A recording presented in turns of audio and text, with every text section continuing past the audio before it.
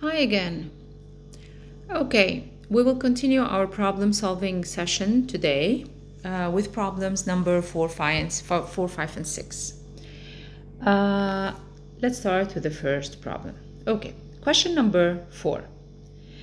Question number 4 actually is a continuation to the previous question, question number 3. Also, it asks for the slope of the line that passes through the point 4 and 3 and is perpendicular to the line that passes through the 2 points -3, 4 and 3, -4. Now, in the previous question, we found the slope of the green line here, and we found that it is -4/3. The way we did that is by subtracting the y's and dividing it by the difference of the x's. So the slope of any line, here in this case the green line, is y2 minus y1 over x2 minus x1. Okay? Great. And we said that this slope here is -4/3. Now, if I want to find the slope of the line that is perpendicular to it, that means the slope of this line here. It doesn't really matter what point it passes through, because the slope doesn't matter whether it's this or this or this or that. They're all parallel lines. There is only one relation between the slopes of two perpendicular lines, is that m1, which is m1 times m2 equals -1. This is the relationship. Or if you want, we can say m1 equals -1/m2. All right, so let's apply the first one here.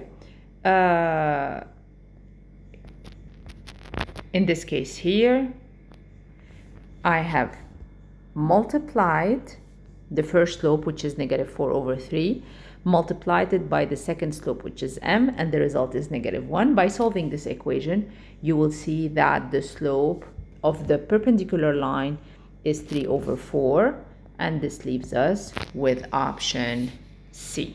So the answer to question number 4 is C. Good. Question number 5. Now, question number 5, they gave us 2 points, and they said if A with coordinates -1 and 0 and B with coordinates 3 and -2 are two adjacent vertices. What do we mean by adjacent? We mean next to each other. So A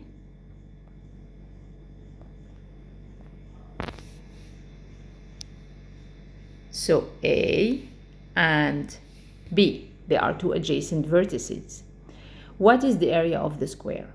Without having to sketch that on the coordinate plane, just by picturing what we have in front of us. In order for us to find the area of a square, it's enough to find the side length, S. Okay? The side length S, which is AB here. So we apply the distance formula, and the distance formula states, this is the distance formula here. The distance formula states that x2 minus x1 squared plus y2 minus y1 squared equals the square of the length. Okay, so this is the distance formula here.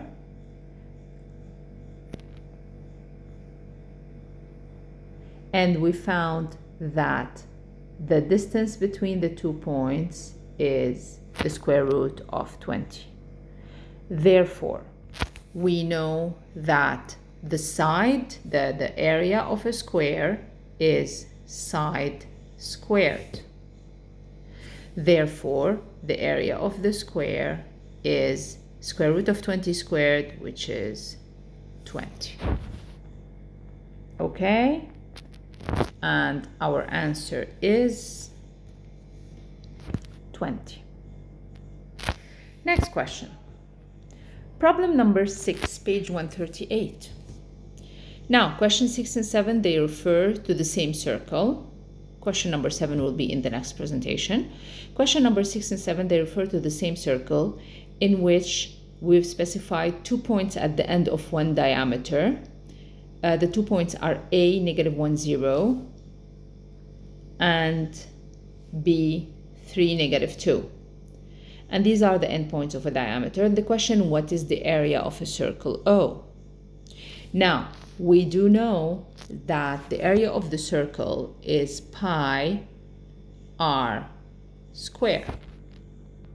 So it is enough for us to find the r so we can find the area, right? And how do I find the r? What we're going to be doing is we're going to find the length, the distance between the 2 points A and B, which is the length of the diameter, and then we divide it by 2, and this will be our r. So the distance between the 2 points A and B, this is the point A and this is the point B, is x2 minus x1 squared plus y2 minus y1 squared, all of it under the square root. So